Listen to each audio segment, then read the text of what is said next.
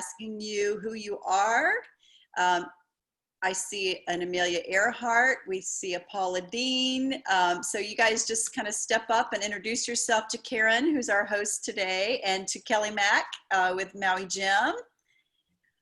Hey, I'm Ann Pulaski with ScanSource, and today I'm Amelia Earhart, and I thought the plane was kind of apropos since I'm dying to get on one, and I've got my parachute back here, and my headset, and I had to borrow a swim cap from my granddaughter's swim team. Got my Maui Jim glasses, and I'm ready to take off. Thanks, Ann. Oh, Lord. That's great. Who else? Kathy West? What? I am every cook you've ever imagined. I'm Paula Dean, and you can't see it, but I've got 10 pounds of butter here. I mean, nothing's more Southern than grits and butter and bread, so. That's why I can't find any at the grocery store. You have for butter. Kathy probably has to be the frontier woman. Hi, guys. Hi. Hi, who's speaking? Greg Traska. Oh, Traska, my man. Kathy West, how are you? I'm good, Traska. Wait, my picture just went away. You are. What happened? There we go. Oh, hello. Carol, I like that hat. Thank you. I'm doing the Southern Belle thing today. With my There you go. Hi, Whitney. Hi, Greg. How are you? Good. I just had to figure out how to get into Zoom there. Got myself confused. Do that. I do several a day and I can't figure it out. I'd like to ask Kara who inspired her outfit today. Oh, hi, Kelly. Hi, everybody. I went with the idea that location is character, and my favorite city in the world, if you know me, is New Orleans. And so I'm wearing my signed Drew Brees jersey, the Saints, and my MSY hat. And I've got my sunglasses. Kelly, they're not Maui Jim, but they're from Crew. So they're a New Orleans-based manufacturer of sunglasses. Anyways, it's one of my favorite locations in the world, and so I am New Orleans today. All in New Orleans. Thank you. Anybody else want to go? No? All right. Well, we'll go ahead and get started. Just everyone, if you're not asking a question or doing something that you need to be heard, please mute yourself. And if you have any questions, please put them in the chat box and I will moderate this and we'll make sure that Karen answers them at the end. So Carol, take it away. Well, it's just been a pleasure getting to know Karen Devine over the last year. We met last year on a river cruise in Europe that we were both hosted on, and I've heard Karen's name come up over the years. She's definitely considered an industry expert on cruises. However, she started life, if I'm not mistaken, on the hotel side of the business and also in working for a major incentive company. So her most recent cruise gig, correct me if I'm wrong, was with Radisson Seven Seas, where she's the vice president or senior director of incentive sales. And now she has her own company, which specializes in advising folks like us on the right choice for the right groups, anything on the water. She can help you with the sourcing, the selection of the right cruise product for your group, as well as helping you through the contract negotiations. So we feel like she's going to be a great asset to our community. We plan on having her back for all things cruising. I hope you guys will really engage with her. It's her first time, so give her a warm Southern welcome. Take it away, Karen. Thank you. Thank you. Hi, everybody. I said to Carol the other day, I'm not sure I'm worthy. And now that I see all these costumes and personalities, I'll do my best here. I don't know. So I'm going to share my screen with you guys. Hold on one second. Hopefully everybody can see that. We good? We are. Great. So as Carol mentioned, I'm going to spend just a second just letting you know who we are. And I have a colleague of mine by the name of Stacy Fitzgerald actually with us today as well. But exactly as Carol said, she was very kind in not saying I've been around 100 years, but darn close. So been in the industry a long time and on the cruise side now for well over 25. So that's what she explained is exactly what we do. And we're gonna not spend a whole lot of time on that because today we're gonna focus on the cruise industry. So really one of the things that we do is everybody knows what's above the water. I love this image because we really focus for you on what's below for everything that you can't necessarily see. There's a lot to the cruise industry, which some of you probably already know. And when Carol and I were talking the other day, discussing the U.S. river cruise market is of particular interest, and I'll let you know why in a moment because of the product and the destinations and so forth. We are a certified woman-owned business. I don't know if that's of interest, but sometimes it is, so I think that's fun to kind of let you know. And this really is not what I'm going to go through, but today is all about education. We educate on the cruise industry. We are not affiliated with any one cruise line. We are completely unbiased and represent anything that floats. One very important point that I do want to make is we are not compensated by you all. We are compensated by the cruise industry. So our services and what we do are at no cost to you, which is a lot of fun for us. And I, coming from a third party many, many years ago, really appreciated that when I came into this industry. So one of the taglines we've been messing with lately and playing with is "We will cruise again." And I'm pretty sure you guys all know why that tagline is kind of important. I'm going to talk today specifically about this product. I'm also going to give you towards the end a little bit of information on protocols of ships going forward. A series that we started to set the record straight from some unfortunate things that were in the media and so forth. And by all means, I'm here to answer any and all questions you have as we get towards the end. One of the things I wanted to start with, though, as the cruise industry resumes, small ship and specifically river and small ship will be the first back for a variety of different reasons that we'll talk about. But before we even get into it, just to establish the right mindset, there were 0 cases of COVID on any United States or European river cruise, and most of the small ship cruises around the world. That's a really, really important point because we all saw a lot of news about the cruise industry, but this that we're talking about today and these first back cruises, which are rivers indeed because of the size, because of the close proximity to home, had 0 cases whatsoever. I'll touch on what the protocols are going to be going forward as well from a safety and security perspective, because I think that's important as we enter this new phase of travel, which I forgot now who said that, but we're all dying to get on an airplane. That is for sure. So I thought I would start with none other than one of the kings of the South himself, and you'll see why in just a moment. So I hope you can hear this. Listen in for a moment.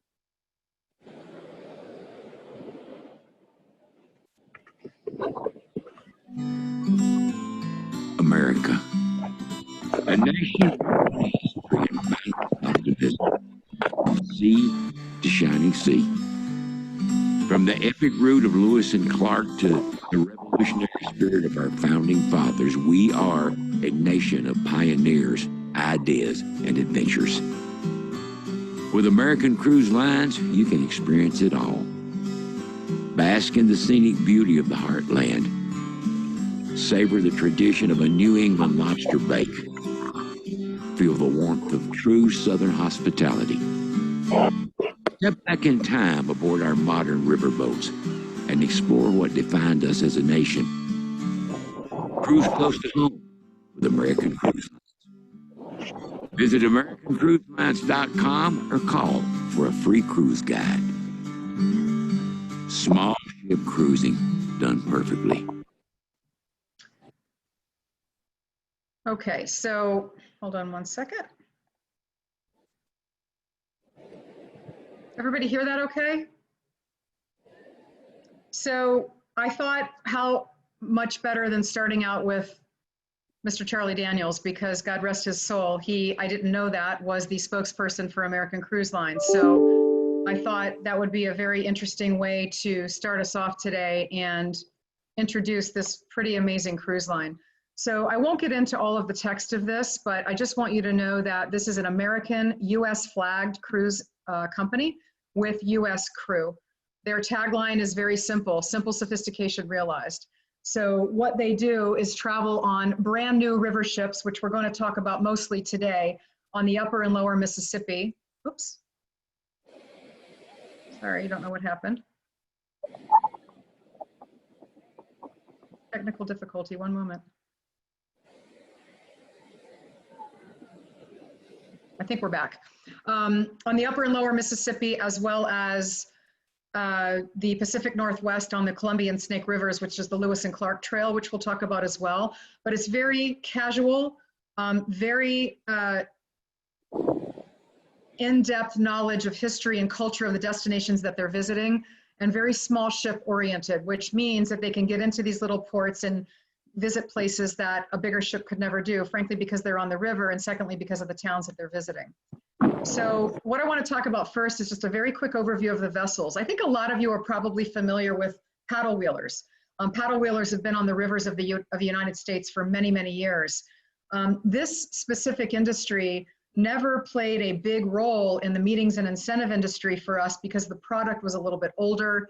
The incentive market wasn't really all that interested. Well, fast forward to today, and we've got brand new ships that are very, very good for the incentive market. And as we look to the future now in the short term, and I hope long, now ships that fit what we're looking for, the right quality, the right size, new vessels, more conducive to what we're looking for with space. So that's really important as we look at them. But as a company, they have 7 river ships and 5 coastal ships. And I'll touch on all of those today a little bit. What we're going to focus on really today is going to be the newest ships, which are the Jazz, the Harmony, and the Song.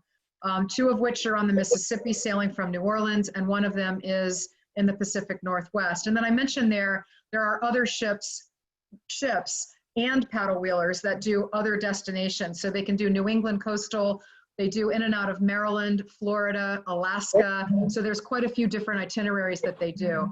Again, sorry for all the text here, and there won't be much more of that, but just skim that for a moment. But this is why these ships, the newer ships, now fit our market so well, with consistency of cabin type. And I put in red, accommodates all guests together. These are very charterable ships. So if somebody wanted to take them over for a meeting group or an incentive group of some sort, and they're small, they're less than 100 cabins. So all of a sudden you've got space for everybody to sit, both up on the deck and in the dining room. That's kind of nice. And a lot of different features, including with the new ships, all balcony accommodations. So I hope this establishes what I'm talking about. So on the left, upper left there is a traditional paddle wheeler. Now there are some new ones of those as well, but these 3 ships that we're looking at here are why we're so excited about our industry collectively with the U.S. rivers. It now is going to offer a brand new vessel. You can see all the balcony cabins on incredible itineraries, brand new ships, all balcony accommodations, very high end, which is something that we just haven't had existing previously on the U.S. rivers. This gives you an idea. That top picture is the atrium of one of the ships. They're just beautiful. The deck and on the bottom, on the left side, which again, I'm going to go to social distancing for a moment, because in the short term, these ships also lend themselves to that because of the space already that exists between tables with guest to crew, in the lounges, etc. And if I'm going too fast, somebody holler at me and tell me to slow down. This is a good one because this is all the different ships. You can see the common theme here in color schemes and color palettes. That upper left is one of the higher end suites. And then the bottom pictures, which are very similar, but if you look at the distance, you'll see they're different destinations, and they actually are different ships. They're very good size, and those are a standard balcony cabin. So that's what most everybody will have.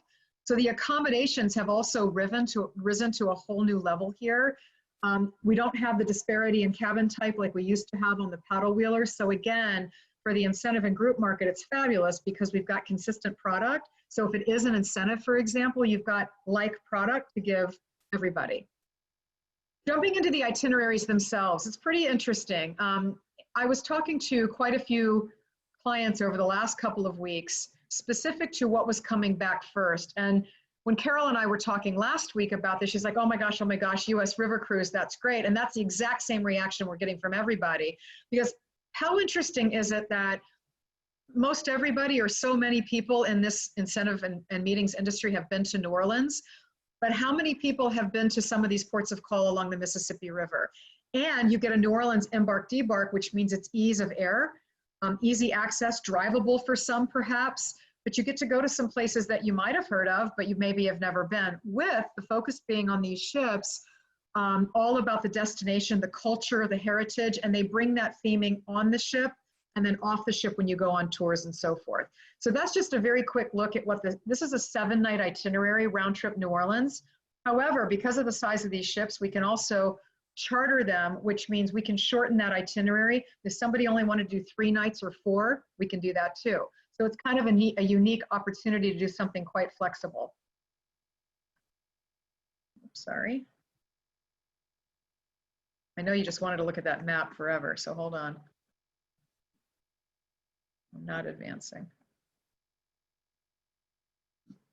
Hold on. Well,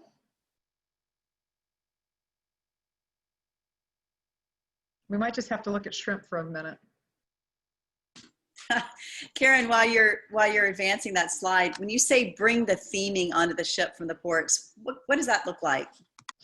Well, they already bring on the food and culture from a cuisine perspective on the routes that they're on. But because you're in such close proximity to port, unlike an ocean cruise where we have to ship things and deal with customs and go through all of that to get something on board, we can bring things on board from any of the ports of call, do theme parties, events, costuming, florals, whatever we want, we can bring on board because we're right there and it's US based.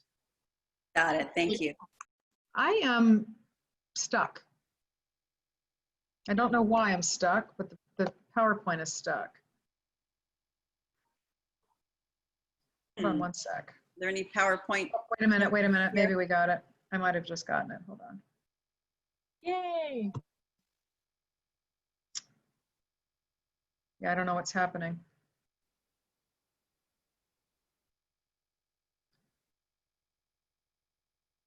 Can you see my main screen now? Yes, we can. Yes. Okay, great. Hold on. Let's see if that worked. Let's get back to where we were. I'm just going to go to the next slide and hopefully this will work. Okay, so you've got the next slide. You can see that, I hope? Sorry, guys. Yep, we can see it. Well, we might have to go this way because I'm not able to.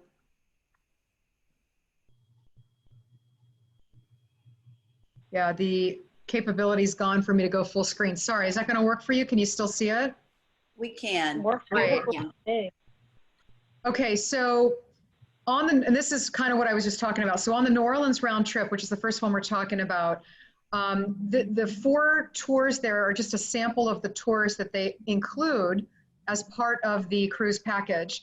So you can go to places along the route and along these ports of call that are historically influenced, naval influenced, cuisine influenced. This is just a sample of the things that they offer, but it's all about the destinations that you're in. So again, bringing that back on board, or maybe the night before you're going to a particular port, there's some sort of a theming involved for that. And then you, that night, come back and there's something there for the guest in the cabin or whatever it may be, but it's all about the food and the culture of the specific itinerary itself.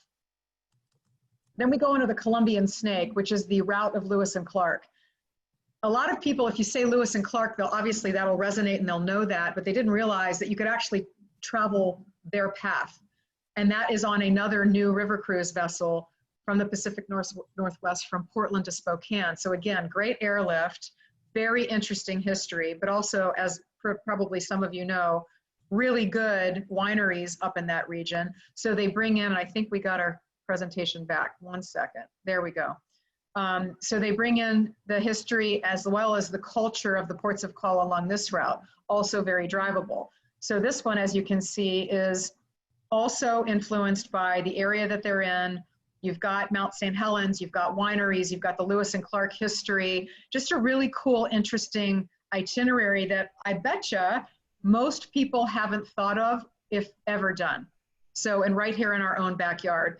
So one of the reasons clearly that these cruises are so interesting is that people might now consider something that they hadn't before because it's so close and because it's so marketable from a history perspective, and the scenery is amazing. So I want to talk about the health and safety protocols for a moment, because as you all know and saw in the news, and I mentioned this earlier, the cruise industry has taken a significant hit relative to what happened early in March. And we've done a lot of work to try to set the record straight relative to what happened and what was true versus not. And one of those examples is, and this is an absolute fact from the CDC, 0.0006. I'll say that again, 0.0006 of COVID cases worldwide were on ships. At the time they were sailing in March, there was over 340 ships sailing with over 550,000 guests and crew. It's crazy how low the impact was, but we all saw what happened on the news. Regardless of that, the safety and health protocols of ships have always been what hotels and other venues are doing now as far as hand sanitizer and stuff like that goes. But what the cruise industry has to do, because they have to report to CDC, even the US lines do, even though these guys are all clear to sail, because if you're under 250, you're clear to sail.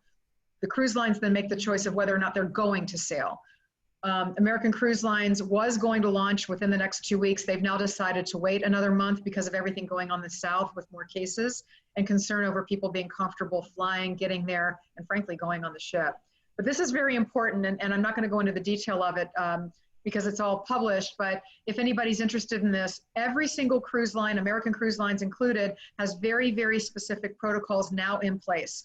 Very, very specific. How the embark works, how many guests are allowed on board, what the PPE is going to be,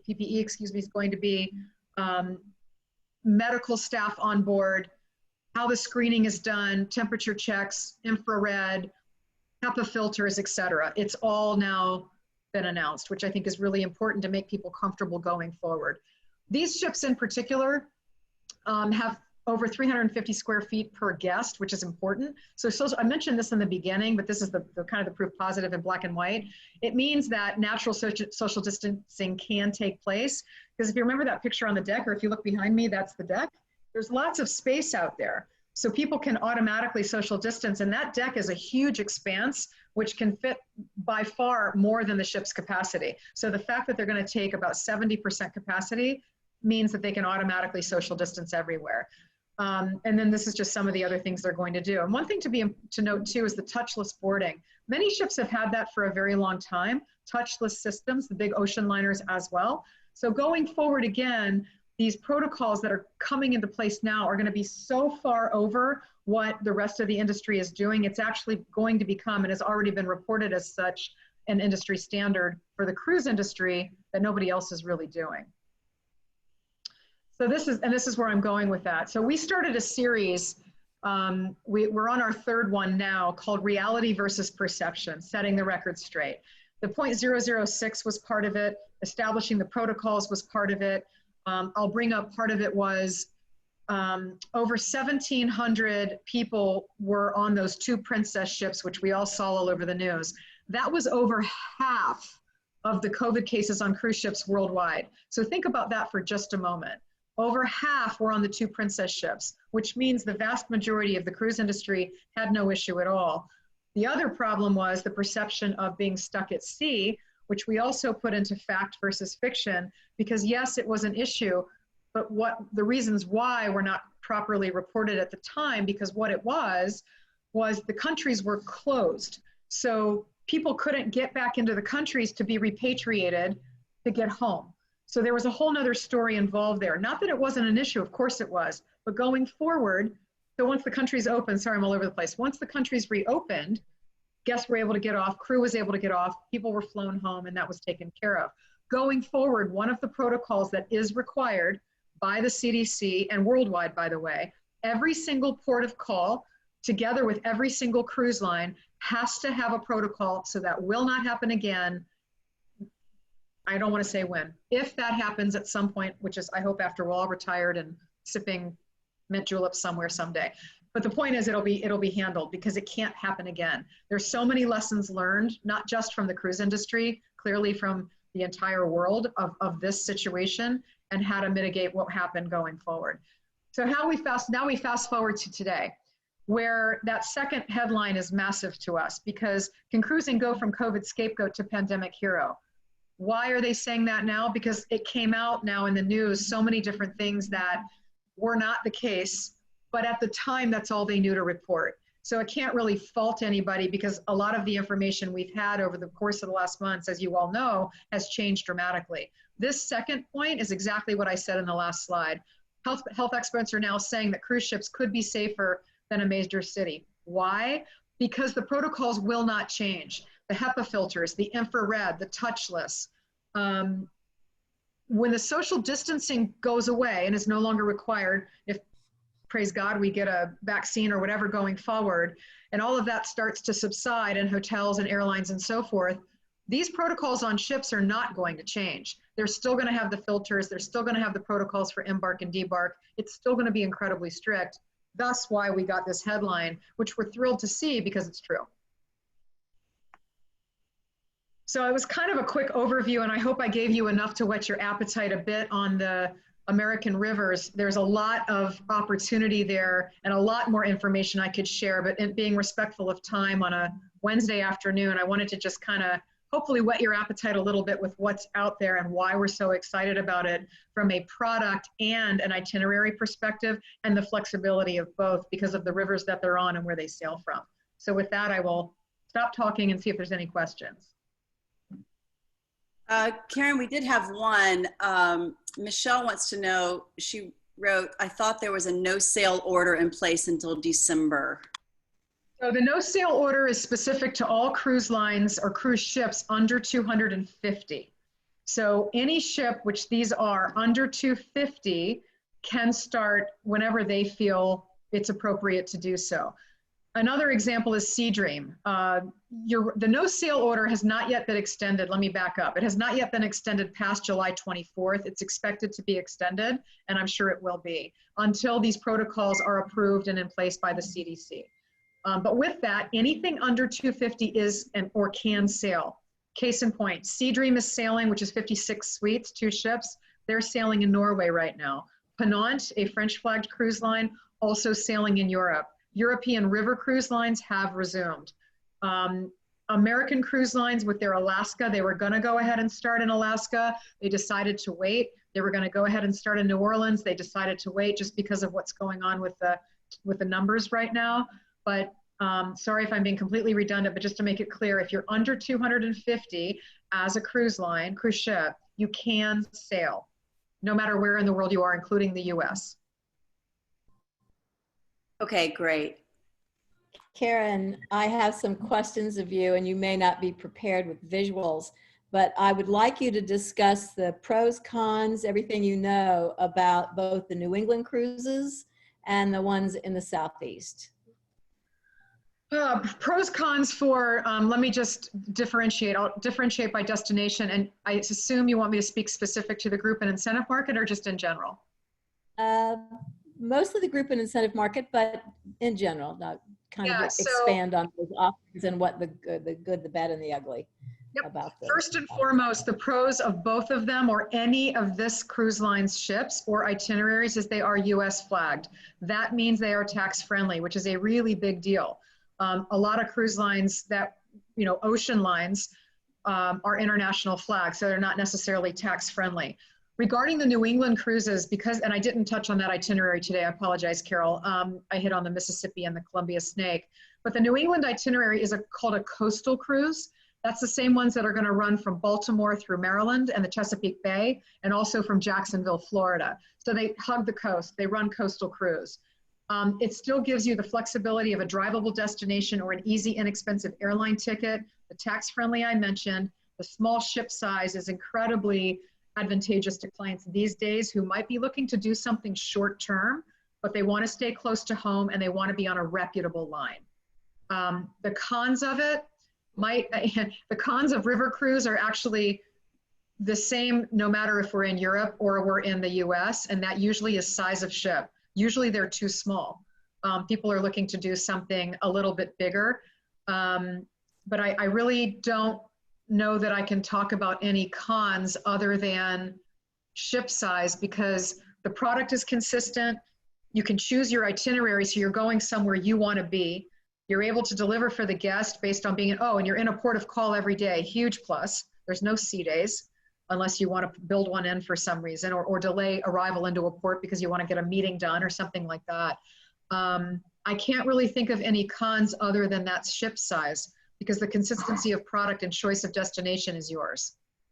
When you define it as small, can you specifically tell us the cabin count on the cruise ships that I would like you to expand, because this is something I didn't know about the cruises that go out of Charleston and down to Savannah and Jacksonville, capacities and what the quality of that vessel is, and then also the ones that go up into Maine and maybe even Nova Scotia. I don't know if they have. They do. These are also wonderful destinations, and I think we're all curious about that. Yep, and I actually have, give me 1 second, I have the ship sizes here.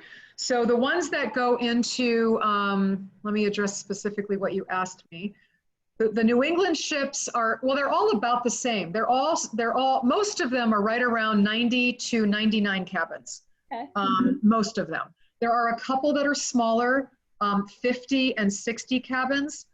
The 50 is the one, and there's multiple ships doing each of these destinations, Carol, so that's why I'm hesitating a little bit. Okay. But so Alaska, Columbia Snake, Mississippi are all the 90s. The smaller, there's one smaller one that's doing coastal New England, another smaller one that's doing, but there's also a larger one. So you've got a large one doing most of these itineraries, except for right now what I see New England. Now, that may change, because that's what's happening right now. What we're also seeing with the cruise industry is as our industry collectively starts to travel again, wherever they see demand, that's the other cool thing is these ships are easy to be moved, because they can come out of onto the ocean, hug the coast, and go back up to somewhere else. So it's really interesting how these ships can move around. So just because one is somewhere now doesn't mean they won't be there in 2021, for example, with a larger vessel. Yeah. Karen, we have a few questions here. Let's see. Are there any double in the staterooms? Yes, they are configurable staterooms. Okay. Is there any meeting space on board? Non-traditional. So like you'll have a conference center on a Royal Caribbean ship or something like that. With these ships, we can use a lounge, we can use the restaurant, we can use a deck space, we can be creative, but there isn't like a ballroom or a conference center like you would have on a larger ship. But that used to be what we used for meeting space all the time on ships anyway, till some of the new ships over the years have been built with conference space. So we do have space they will dedicate to a meeting. For example, the lounges are open at night, so we can use the meeting space during the day, that kind of thing. Got it. And Stephanie wants you to please explain tax-friendly. Yeah, so 1099. So where you have a qualified meeting, and you guys probably know more about this than I do, so bear with me, but where you have a qualified meeting in a US-based hotel, for example, and you don't have to 1099 the guest because it's a meeting, same applies on these ships because they're US flagged. So it's just like going to a US hotel, for lack of a better way to say that. Okay. And then Mary would like to know, and of course, you're representing American Cruise Lines here today, but she wants to know, are there other cruise lines besides American Cruise Lines, and a couple of pros and cons? In the US? Is that the question? I believe so, since we're talking about American destinations here. Yeah, so American Queen is the other one that's pretty well known in the US with paddle wheel ships, and they also do have some new ones. So the answer is yes, there are. So what we typically will do, and then there's a handful of others that are US flagged. Lindblad National Geographic has built one or two, and a handful of other cruise lines. There's not a ton of US lines. The one that you all might be most familiar with is in Hawaii, which is the Norwegians Pride of America. So that's a US flagged vessel that's only in Hawaii. So what we typically do whenever we have a request for something is get a list or an idea of what the specs are to be able to determine if there is or is not a fit or something possible. Because there's a couple of small 25 cabin ships in Alaska. These that we've talked about today. American Queen is another river cruise line in the US. Viking is starting up in the US rivers, by the way, with brand new product. So clearly the US rivers are getting a lot more attention now. And it's really smart of these lines to build new vessels with people, interested in the European river cruise market has gone bananas. So now they're starting to recognize the request and the need for something here in the US, because there hasn't been until recently product that really fits our market best for our type of traveler. Understood. All right, anyone else have a question for Karen?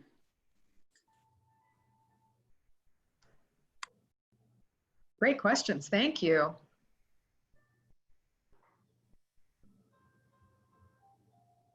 Hey, Karen, it's Kelly with Maui Gym. Aloha. Hey, aloha, how are you? I'm doing well, thank you. Thanks for the presentation. I have a consumer question. What happens if someone books a group and one of the customers ends up, with a temperature or something like that as they're boarding? I hope this is not like too far of a, hope I'm not pulling you outside your comfort zone. But what's the plan right now for the cruise industry? If somebody shows up at the port to board with, they will be declined boarding. Okay. And then does the group get they don't have to worry about that stateroom?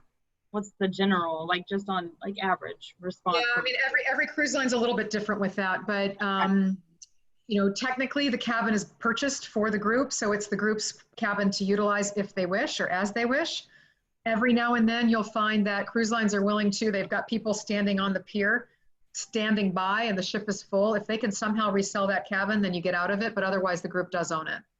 I just want to throw this out there because I feel like, I would be doing a good service if I could help out. And if somebody needed Maui Gym at the last minute, I could come hop on the cruise. And we can get the product there. I'm just fantastic idea. Just ready for you, Karen. And that is called product placement.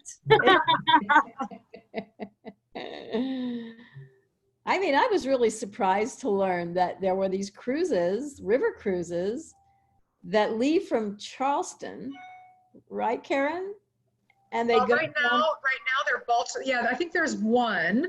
I don't know if that's going to continue, Carol, and that's why I'm hesitating, because it's all based on historical interest, right? So that's where they move the ships to. Right. I mean, if I were looking for a group venue, I would be quite interested in that itinerary. If we there's actually ocean ships out of Charleston too, interestingly enough. Oh yeah, there are. But this one would take you to the coastal resort areas up in Jacksonville and Charleston, which those resorts can be quite pricey and high demand. That's actually another great point. You just gave me a great point I forgot to make. Good. So what happens sometimes with these small ships on coastal, and again, because they're U.S. flagged, so we're not subject to all the rules and regulations of maritime law, which is a whole nother subject we'll talk about maybe some other day. These ships can sit alongside. So here's another interesting point. You could do a dual destination with a couple of nights on ship and a couple of nights at resort, or pull a ship up alongside in Charleston and do something, if there was an event or something happening in Charleston and the hotels are sold out, we could pull a ship up for something like that, which is kind of at a lot less expense. So just kind of a thought. I mean, I could see it used as as a board meeting where the executives golf every day and all these fabulous golf courses up and down the coast, or something like that. That's the other thing. The itinerary can be completely customized, right? So if they're big golfers, then, we'd probably be chartering the ship at that point. But if we're taking it over, you name the itinerary. Do you want to spend 2 nights in New Orleans and then 2 nights in Baton Rouge or whatever? It's completely customizable. Yeah. Karen, we have a couple of more questions. Will they allow meeting planners to get on board and look around when in port? Absolutely, 100% yes. Okay. And Anne wants to know the Charleston one. Does it go down the intercoastal waterways? Yes. I don't have the specific itinerary in front of me, but yes. Okay. Also, Kathy West wants to know, is there a spa? Ooh. Trick question. Somebody needs to rub that butter all over Kathy West. There is an exercise facility. I'm going to have to come back to you on the spa. Miss Stacy, if you're on the line with us and can find that and text me, that'd be fantastic. All right. And Stephanie wants to know, can you give us a rough idea of what a chapter costs? Charter. Charter. Yeah. She wrote charter. The new ships, which are the ones we talked about today, on a 7-night basis, depending on time of year, got to put all the qualifiers in there, are going to run anywhere from $750,000 to $900,000 roughly. That's a ballpark, but it is all inclusive, meaning, well, almost all inclusive. They do beer and wine with dinner every day. The tours are included. All meals are included. Cocktail receptions are included. There's a lot of non-alcoholic is included. So there's a lot of inclusions with that, but that's a rough estimate of what it would be on a charter basis. And that's about 200 people, 90 cabins, something like that. Correct. When sailing full. Okay. That's another advantage of charter, by the way, potentially in the short term, is there isn't anybody else on the ship except people you have brought, which is why charters in general are so popular. But even going forward for small ships, we're starting to see some interest in that because it's only your company, your group, nobody else gets on board. So you know where they've all come from, is the point. Yeah. Karen, this looks really exciting. Have you done these itineraries yourself? I've done, I have not done the Pacific Northwest. I've been to the ports. I've not done the cruise. I have done the Mississippi. The New Orleans trip. Yeah, what's your favorite part of Years that? ago on a paddle wheeler. What's that? What's your favorite part of that? Well, I guess I'm speaking to the right audience for this one. I'm a Southern girl at heart. I was raised by a Tennessee mom and a North Carolina dad. So for me, it's home. The influence of that is pretty incredible. I think the attraction of it was really learning something about our history that I simply did not know. Going into these ports and with the influence of the culture that I talked about, and finding something unique and interesting specific to Americana, versus just having this laundry list of shore excursions for everybody to choose from. You've got something cultural to pick that is specific to that destination that I think is remarkable. So I think, with these particular cruises, the opportunity, and I think European River is very similar in that regard. You're picking something culturally interesting in the destination that you're in, and it's exactly what the U.S. river cruises have picked up on, is offering history, information, but fun. They make it fun, and you walk away knowing something that you didn't walking in. I hope that answers the question. You may have made this point, Karen, but does the cruise package include some sightseeing in every port like it does in the European? It includes the tours. Wow. So for example, the ones that I had listed in that port, kind of like river cruise in Europe, you get either a choice or at least one included tour every day. The same holds true on the US market. Cool, very cool. Okay. All right. This is the speediest one we've ever had. Does anyone have any more questions? Maybe I talked too fast. Maybe so. Sorry. No, it's fine. It's fine. And great information. Here we go. We do not, there are not spas on the ships. However, because you're in port every day, they can offer spa in port. Fun fact, some have putting greens. Thank you, Stacy. Stephanie would like to know, are there any bikes on board? No, not like the European river cruise lines, but again, could we bring bikes for a group or a charter? Absolutely. Easy to do. Okay. All right.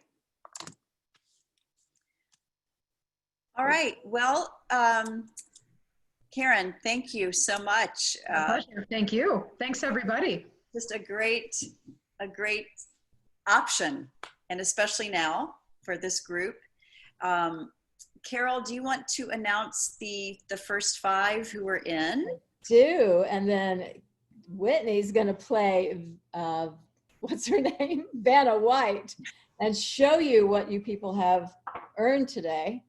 We are awarding the first 5 to log in after 3:55. So today those people are Kara Carty, Carol Hammond, Evan Geekus, Stacy Fitzgerald, oh, excuse me, not Stacy because she works for you, Karen, doesn't she? Corey Roberts and Sam Bixby. All right, and this is what you've won. A red, white, and blue That's so picnic cute. cooler bag. Very Americana for all of your mint juleps you can handle. I think That that'll matches. go really well with my outfit. That's Yep, right. it does. Yeah, your outfit is right up there in the whole Patriot. If you five that were, yes, if you five that were just mentioned will please email me your mailing addresses. I will get these in the mail to you. Yes. Thank you. Yes, thank you. And then, you know, we're on hiatus for our Friday calls, but next Wednesday, this is going to be really exciting. We're going to Monte Carlo. We're going live to Monte Carlo. That means the time is going to be different. So please put this in your heads. We'll be doing this call at 1 p.m. next Wednesday because the general manager of the Hotel de Paris or the Hotel Hermitage will be with us.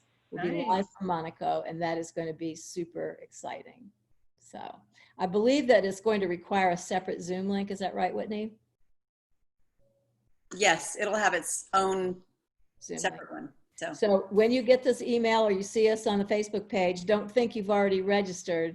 You're going to need to register again for Monte Carlo next Wednesday, live and in person. Going to be really great. Okay. And now Kelly. I have one question. I feel like there's one person who I didn't get to hear from at the beginning, and that's Christine. What's going on with your thing? Oh, yeah. My husband came down whistling and making a shake, and I had to mute myself. So, yeah, I say I'm a combination of Ava Gardner, even though she wasn't an author. She's from my hometown, and she was very glamorous. So The Crown and Flowers, and then also, you know, growing up, I read a lot of Southern Living magazine because that's what everybody's home in North Carolina gets. Subscribe. So not really a book or author, but a magazine. Christine, what city in North Carolina was Ava Gardner from? I can't remember. Smithfield, North Carolina. Smithfield, where the Ham people are. Yes, the Smithfield, North Carolina Ham. So it's about 30, 45 minutes southeast of Raleigh. Okay, cool. I didn't know that. Mm-hmm. There's a museum too. An Ava Gardner Museum. Uh-huh. Wow, who knew? Who knew? Not a ham museum, not one for the ham. There might be, but I think Smithfield, Virginia, like we have the Ham and Yam Festival, but they have like the bigger ham present. Oh, good. Also, just a reminder while Kelly thinks, some of you are great, all of you are beautiful. Please send selfies to me because we want to be sure our Facebook page is interesting and reflects your beautiful personalities. So please send me the selfies. Absolutely, please. I think I'm going to go with, this is tough, but I try not to let decisions from previous weeks ever influence current week. Yeah. And so I'm going with the mouth of the Mississippi, Kara, with your, yeah, because I thought that was very appropriate to where we went today. So thank you, Kara, with your New Orleans theme, and Karen for taking us up the coast. And thank you, Kelly, for being the great partner that you always are. We appreciate you. We love you. My pleasure. Now I just have to find sunglasses to take care of. Yeah. Hey, Kara, what was the nickname for Kara? It's going to be her new nickname, the Mouth of the South. Is that what you said? I think that's great. Yeah. That needs to go on her business cards. I'll update my signature. Yes. I love it. Thanks, everybody. Carol, you look great. Love the hat.